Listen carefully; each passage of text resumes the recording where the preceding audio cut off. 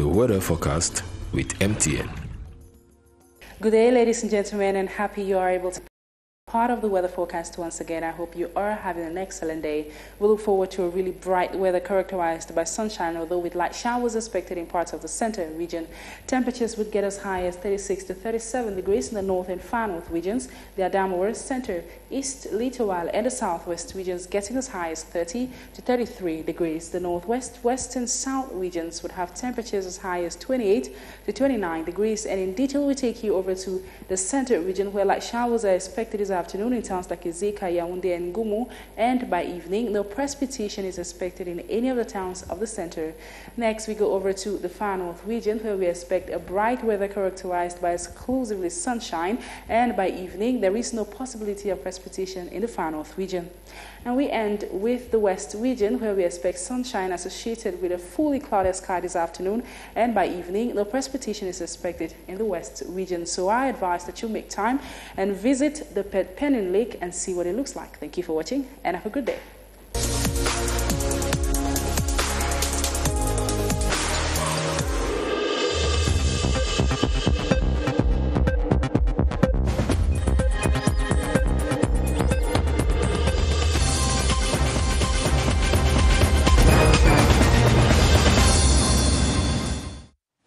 Thursday, 26th of November 2020. Good afternoon. You're watching the Midday Bilingual Newscast on the CRTV and on CRTV News. Good afternoon, Sidoine Moncam. Bonjour, Diane Gassa. Mesdames, Messieurs, merci d'être avec nous sur la CRTV. Au sommaire du 12h, ce 26 novembre 2020, conseil de cabinet du mois de novembre. Plusieurs sujets de préoccupation sont au centre des travaux que conduit depuis ce matin à l'immeuble Étoile le Premier ministre chef du gouvernement, Joseph Dione Ngouté. Nous faisons le point dans le 12h. Violence faite aux femmes, les femmes montent au créneau et dénoncent les traitements inhumains dont elles font l'objet. À l'occasion de la 14e édition de la campagne contre ces violences, nous faisons un état des lieux des formes de violences faites aux femmes. Ce sera avec notre invité en plateau.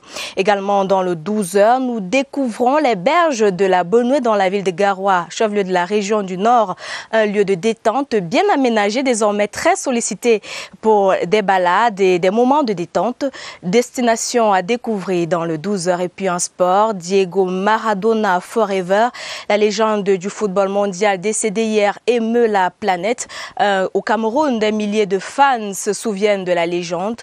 Les témoignages sont à suivre en fin de journal. Voilà pour les titres.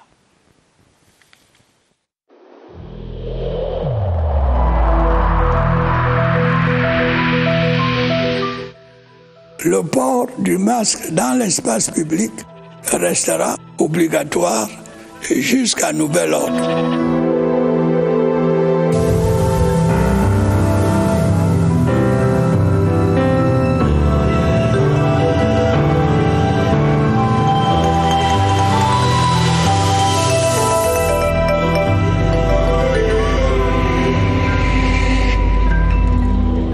And we open this newscast with information from the Star Building. The cabinet meeting for the month of November is currently underway in Yaoundé, with Prime Minister Joseph Dione Ngouté presiding via video conferencing.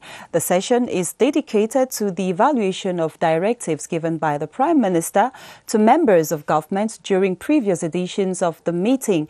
Let's get in touch with our correspondent at the Star Building, Christian Cheatam. What are the prime ministerial directives which are being evaluated at today's cabinet meeting? Well, in the course of every cabinet meeting since January, Prime Minister Joseph Dione Ngouté has handed out directives to members of government to improve government action. As we approach the end of the year, it's only logical for him to evaluate how far these directives have been implemented. That is why today's session of the cabinet meeting has been entirely dedicated to evaluating the implementation of directives made by the Prime Minister. And one of them is the directives given on the drawing up of a unified social code in Cameroon. The Minister of Social Affairs, Pauline Irene Ngene, is presenting what progress has been made on that sphere so far. Other directives which have been given out by Prime Minister Joseph Dione Ngouté since the beginning of the year and which are being examined here include the selection of private partners for the construction of motorways in the country, as well as the management of works to secure the Yaoundé-Simalène motorway. Finally, the evolution of the COVID-19 pandemic is also being examined in the course of this cabinet meeting for the month of November. The overall objective is to make sure that government action is being implemented smoothly. This is Christian Cheatam reporting from the Star Building. Thank you, Christian. And from Christian, we go to the National Assembly. The state of Cameroon is projecting to run government business in 2021 with a financial envelope of 4,865 billion CFA francs. The financial package was announced in Parliament yesterday by the Prime Minister, head of government, as he outlined the major axes of government action for 2021 in the economic, financial, social and cultural sectors. Now, Kima Esther got the reactions of some members of Parliament after yesterday's session. The lofty development program for 2021 is diversely appreciated by the legislators. The government has thought about the youth, and if they are going down to touch those who are willing to work, cultivate the land, that's a great idea. He did an exercise that was in line with the actual context of things. I would like to appreciate the fact that he made sure that we were warned about all the difficulties.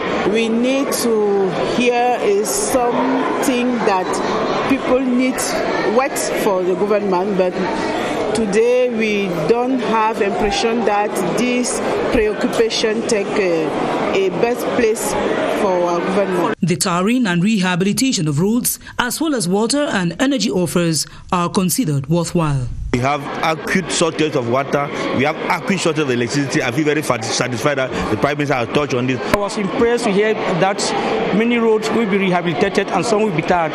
The refurbishing of Sonara is also applauded. Sonara is the breadbasket of the whole nation, and we have really been a little disturbed that the work has not actually started. Others remain skeptical about the Universal Health Coverage Plan. No, because I have listened all these presentations, and he's saying the same thing he has said the 3 or 4 past years. We think that concerning the expenditures, he didn't talk about the variation between 2020 and 2021. That notwithstanding, the reconstruction of crisis-stricken regions is hailed. We made mention of it. I think I felt reassured that once more the people of Muyuka subdivision will see their houses, will see their assets that they got destroyed, reconstructed. A deeper appraisal of the economic and financial program will be made when the state budget of 4,865.2 billion CFA francs is examined. And over in the northwest region, a separatist fighter from Awing village in Santa subdivision who has just joined the Bamenda DDR center has cautioned his peers who are still holding arms to drop them and reintegrate the center. Nchinda Terence, who has vowed to assist any fighter having difficulties to access DDR, says separatist fighters should not listen to those painting the disarmament center as a torture site.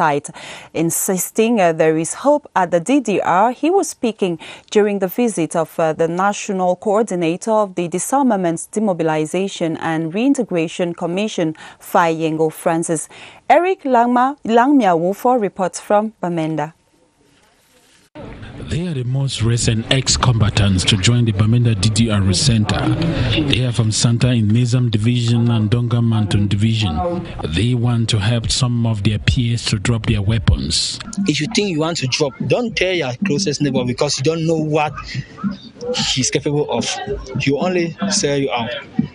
Think if you want to drop, you can easily reach me. I'll give you the headlines. Then don't be afraid.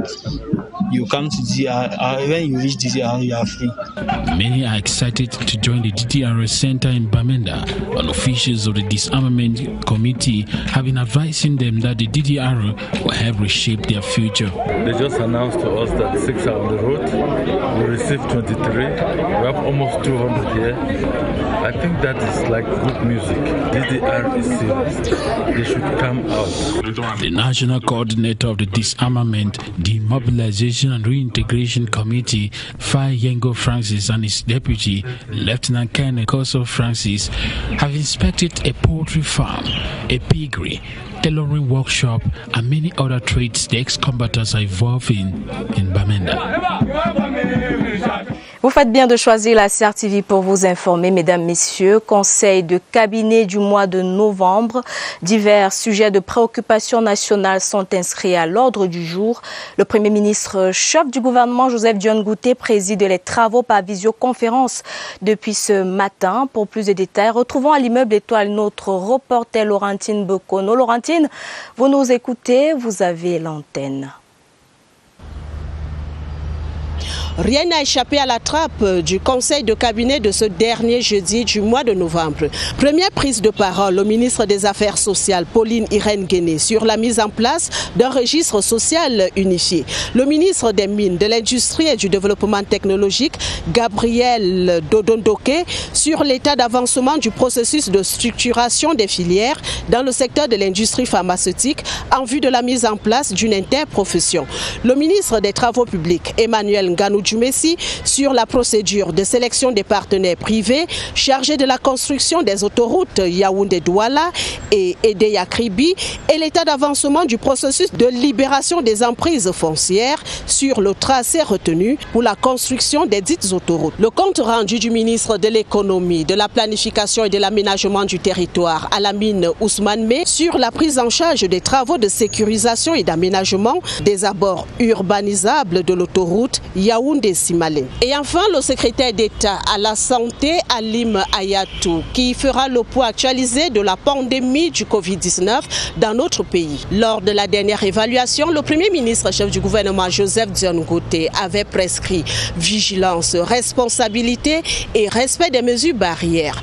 Au terme de cette réunion, nous y reviendrons avec les recommandations du chef du gouvernement. Ici à l'immeuble Étoile, Laurentine Bekono, CRTV. Merci à vous, Laurentine Bekono. Et l'actualité au sujet des régionales 2020 à 10 jours du scrutin. Ils sont 24 312 électeurs issus des 2 collèges électoraux attendus dans les 272 bureaux de vote dans les chefs-lieux de département le 6 décembre prochain et vont élire 900 conseillers régionaux. Ce sont des chiffres clés de cette régionale rendue publique hier par Elecam au cours de la 5e et dernière session de plein droit. Augustin Guizana pour les détails. Sous réserve du verdict du contentieux à la Cour suprême ce vendredi, le fichier électoral d'Elections Cameroun présente 14 partis politiques ayant investi des candidats pour les délégués des départements et 105 listes de représentants du commandement traditionnel. Des candidats qui sont lancés depuis une semaine à la quête des voix de 24 312 potentiels électeurs. Pour le collège des conseillers municipaux, 10 267 électeurs dans ce collège. Pour les chefs traditionnels, 14 045, ce qui nous fait un total de 24 312 électeurs pour les 2 collèges.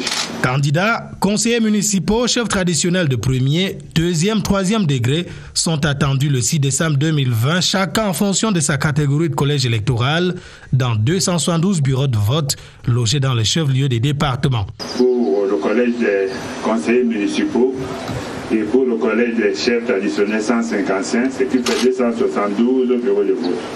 Ils iront aux urnes pour élire les 900 conseillers régionaux pionniers, dont 700 délégués des départements et 200 représentants du commandement traditionnel.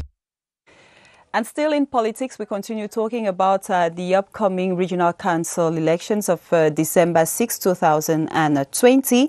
Voters will vote in 2 electoral colleges, and in the report that follows, Ebenezer Akanga talks about the figures of these elections. 14 political parties will take part in the first ever regional council elections in Cameroon, which will be organized on December 6, 2020. The polls will see the election of 700 delegates of divisions put forth by political parties and 200 representatives of traditional rulers elected by their peers, making a total of 900 regional councillors to be elected in the 10 regions of the country. The delegates of divisions will be elected by the first electoral college made up of 10,267 municipal councillors, while representatives of traditional rulers will be elected by the second electoral college made up of 14,045 traditional rulers. A total of 24,312 voters will vote in the polls. Municipal councillors will vote in 117 polling stations, while traditional rulers will vote in 157 polling stations, making a total of 274 polling stations across the national territory. And on to something else now. The 2020 edition of the Global Entrepreneurship Week continues in Cameroon, with actors in the sector bent on encouraging many more Cameroonian youth invest in that domain. This was through a strategic visit to some entrepreneurial clubs in the nation's capital city, Yaoundé, like that of Colbison. The visit that took place yesterday was headed by the Minister of Small and Medium-Sized Enterprises, Achille Basilikin III. Let's have the details of that visit with our reporter Joyce Tata. It's the Global Entrepreneurship Week, ideal occasion for Minister Achille Basilikin III of Small and Medium-Sized Enterprises and stakeholders in the sector to step out and encourage youth initiatives, they reveal.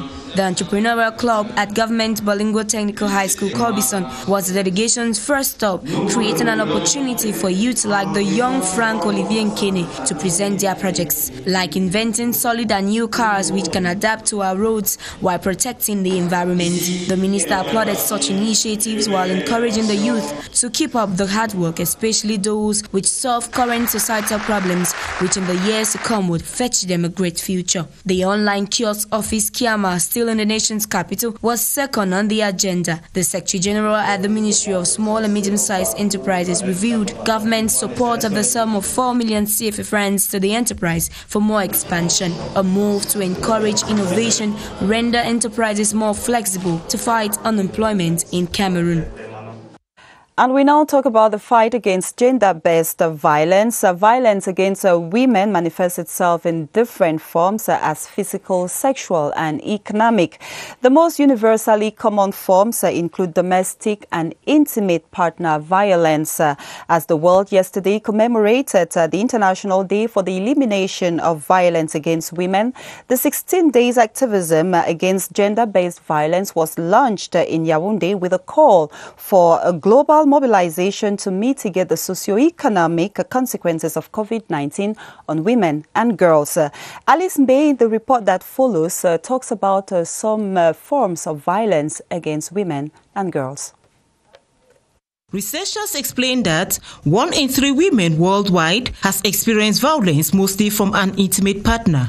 Such violences include sexual aggression, physical aggression, forced marriages, arbitrary deprivation of liberty, psychological violence, and abuse of the rights of the woman. Some measures to eliminate violence against the woman include the sensitization of the women on physical, psychological, and mental consequences of these acts and why it must stop. The government of Cameroon, in collaboration with external partners, is out to assist these women by giving them funds to enable them come out from the depression and to be strong. Et toujours au sujet de ces violences faites aux femmes, selon la communauté internationale, il existe au moins 100 types de violences subies par les femmes et les filles, discrimination d'ordre physique, psychologique, entre autres. La rédaction en parle à la faveur du lancement hier mercredi de la 14e édition des 16 jours d'activisme contre les violences faites aux femmes et aux filles. Daniel Menanga. Parce qu'elle ne se voit pas, ou qu'elle se voit peu. C'est une couleur qui se signale, mais c'est une couleur qui se dissimule en même temps. Une voix noyée dans la vallée des violences. Quelques autres font chorus avec. Mais leurs profils ne font pas encore écho dans le plaidoyer. Le phénomène de violence subi par les femmes et les filles, un épiphénomène, pensent certains. Dénoncés, les réparations ne suivent pas. Au pire, rien n'est fait. Du coup, c'est motus et bouche cousue. Conséquence, Pas de données statistiques claires sur les violences. Et pourtant, au quotidien, les agressions sexuelles, physiques, les mariages forcés, les violences sexistes, celles structurelles, psychologiques, émotionnelles s'enchaînent avec une intensité dans les zones en conflit. Cette année encore, l'intention de débarrasser le monde de toutes ces discriminations est manifestée. La vague orange va déferler jusqu'au 10 décembre sur l'ensemble du territoire national. And at the start of this newscast, we announced a guest. Our guest has joined us. He's coming from the Ministry of Women's Empowerment and the Family. He is Roland Panjay, a barrister, senior social worker. You understand we're talking about gender-based violence. Good afternoon, sir, and welcome. I'm much obliged to be here, and thank you very much. It's a delight to know that a man is on the set to talk about issues disturbing women, especially when we talk about gender-based violence. It's always the man who is maltreating the woman, so we are glad to have you. What is gender-based violence? Gender-based violence is, in a nutshell, the violence that is perpetrated on the woman just because she is a woman. That's the first. And secondly, this violence is not only perpetrated by the male gender, because oftentimes women are also perpetrators. Now, just before you were talking, our reporters were talking about the different forms of violence against the women, and it is very important to note that we don't only talk about the physical violence. There is another form of violence which is even more detrimental to the health of a woman. We're talking about psychological violence. Can you throw more light on that? Yes, the psychological violence touches on the fabric of the well-being of the woman and the family itself. And the psychological torture is silent to the point where if that woman does not have a vent to express herself, she can be closed up, as well as she can commit an offense or kill herself because there was nobody with a listening ear or a shoulder to, absorb all the tears from her eyes. That's one side of it. She thinks she has no right to complain. How do you train these women? What should these women do in order to ameliorate this condition? You see, the essence of these commemorative activities is to give the woman that wherewithal. Let her break away from the mold of silence. That's the first point.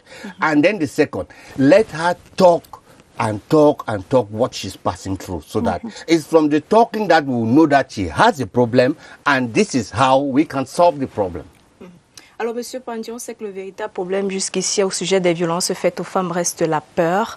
Beaucoup de femmes violentées ont encore du mal à dénoncer ces abus-là. Qu'est-ce que vous faites, vous, au niveau du ministère de la promotion de la femme et de la famille, pour les amener à briser ce silence? Première chose, c'est sensibilisation. Le ministère est là pour sensibiliser la femme avec des outils pour indiquer et connaître que la chemin où je me trouve, il y aura violence à la fin. C'est pour faire en sorte qu'elle évite d'entrer dans les logiques comme cela.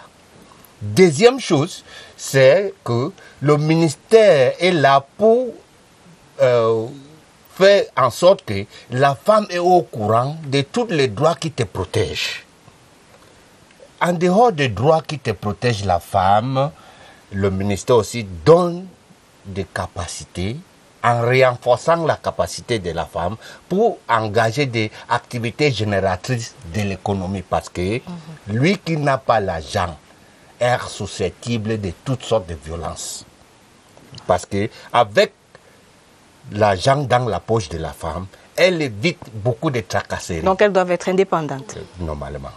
Thank you so much, Roland Panjay, for coming. We're talking about women here on the set, the 14th edition of the International Day for the Elimination of Violence Against Women, commemorated yesterday. And unfortunately, Barrister, statistics have shown that with the COVID-19 and people staying at home, the violence has increased tremendously. But then the Ministry of Women's Empowerment and the Family, which you represent, is doing quite a lot to empower these women. Yes. I will just wish to say that this prolonged confinement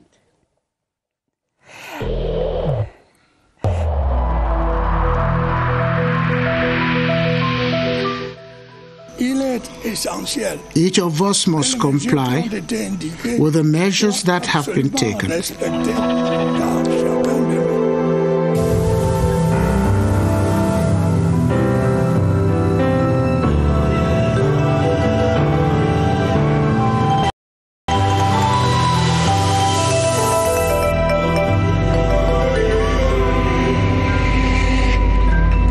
Nous disons merci à notre invité, M. Roland Pandier, qui nous venait du ministère de la Promotion de la Femme et de la Famille. Dans le reste de l'actualité, projet de développement routier, le maire de la commune de Yaoundé 5, Augustin Bala, procédait cette semaine au lancement des travaux de reprofilage de la route à Bom-Platon-Kolmesin-Safari, une initiative bénéfique pour les populations de cette zone concernée.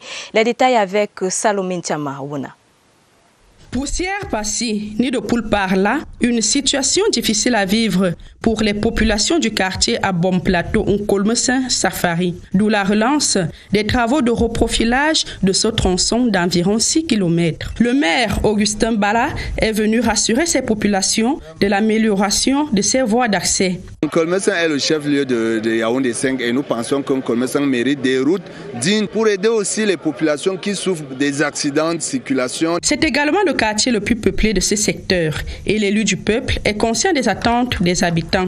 Raison pour laquelle, avec la participation du comité de quartier bientôt mis sur pied, un marché, un centre multimédia, des points d'eau seront construits. Et ce n'est pas tout. Dans les tout prochains jours, nous allons procéder à la pose de la première pierre de l'hôtel de ville. Il est temps qu'à Yaoundé 5 dans notre commune, que les routes à l'intérieur des quartiers puissent circuler, puissent être éclairées. Des promesses qui émerveillent la communauté d'Onkolmesin.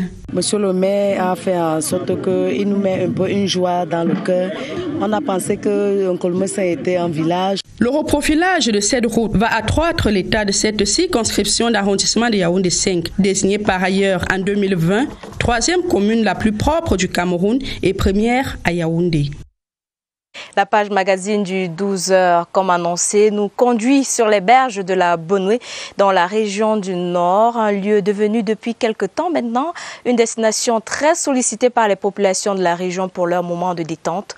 Tout un espace aménagé au bord du fleuve Benoué où l'on retrouve des buvettes, des restaurants et d'autres loisirs pour le bonheur des visiteurs. Pour en savoir plus, suivons notre guide, Clavet Pascal Ndanga de CIATV Nord. C'est désormais une destination très prisée dans le Nord. Les berges de la Benoué offrent aux visiteurs un cadre réel d'épanouissement tout au long de la semaine, comme les week-ends.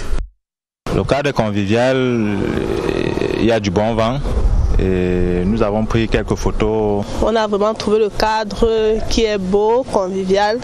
Nous sommes à l'aise, libres, en pleine nature, avec du bon vent. Les aménagements réalisés permettent aux familles, couples et amis d'être en harmonie et en immersion dans la nature.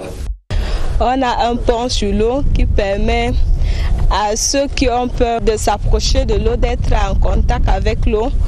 On a notre mini plage pour les visiteurs qui veulent se faire bronzer. Et sur le site, on a du bon climat vu qu'il est à côté de la Benoué. Tout en contemplant le paysage pittoresque, les visiteurs ont l'opportunité de savourer les spécialités culinaires locales.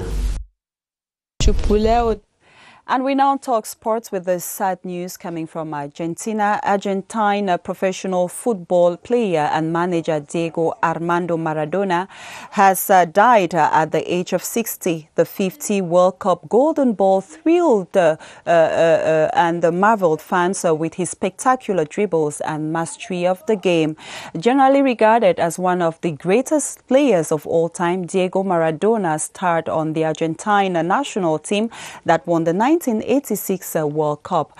After the announcement of his death yesterday, some Cameroonians have been reacting to the demise of the soccer legend, and they are mostly thinking about the great time they knew him for. Daniel, the reactions were gathered by Daniel Ekonde and Didier Badjik. Vraiment, moi, ça me fait un mal. Maradona, Argentine, Cameroun, c'est quoi? C'était en 90. Hein? Bon, le Cameroun a montré aux pays voisins que nous sommes capables. Hein? Quand on marquait des buts, Maradona s'est enroulé par terre. On savait déjà que c'était la fin du monde, Cameroun-Argentine. Parce qu'on devait rencontrer le meilleur joueur du monde. Et Diego, pour moi, c'est le meilleur joueur de tous les temps. Jusqu'à présent, il n'y a pas de comparaison. Maradona a fait rêver le monde à la Coupe du Monde 90. Et pour moi, il reste l'un des meilleurs joueurs du monde. Et c'est une légende qui s'en est allée. Pour moi, paix à son âme. Comme il est mort, mais que le Marocain se repose en paix.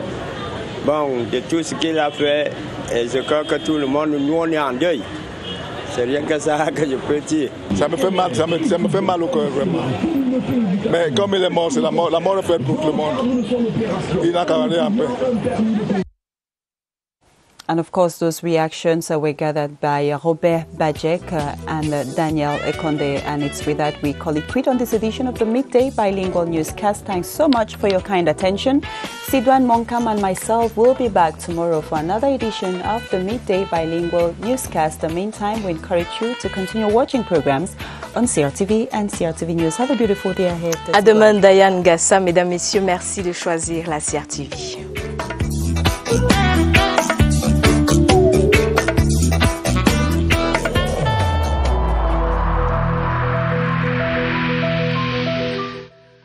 Le port du masque dans l'espace public restera obligatoire jusqu'à nouvel ordre.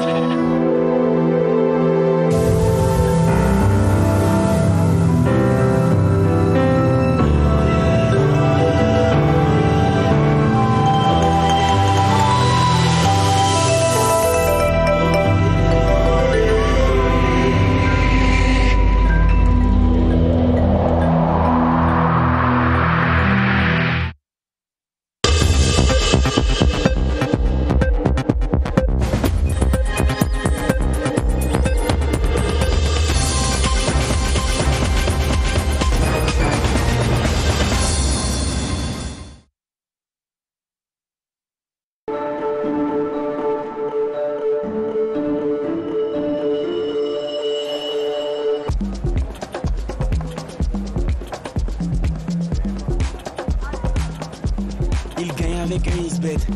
Et vous? Il gagne avec un Isbet. Et vous? Il gagne avec un Isbet. Et vous? Il gagne avec un Isbet.